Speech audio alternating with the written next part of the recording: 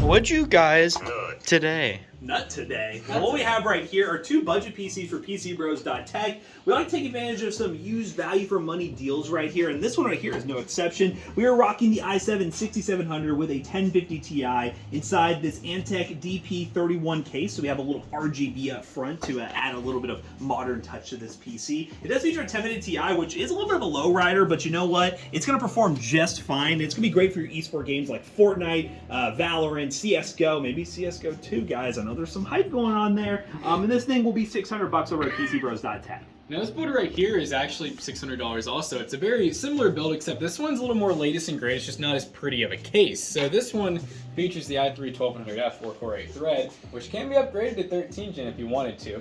It has a Sapphire RX 6600 8GB, and that's the light edition, meaning it only has one HDMI and one DisplayPort. It's an interesting little card, check that out. We also have an H610, a Team Group 512GB SSD. We have 16 gigs of 3600 megahertz RAM, 500 watt power supply, Roswell with the LED fan. I just lost where I was at. And this is actually an older case that is from DIY supposedly. Matt says it is. It I don't is. know if I I believe swear. it. I swear it's DIY PC. Zach is still nodding. He is crazy. But $600 for both of these. Which one do you guys prefer? PCBros.tech.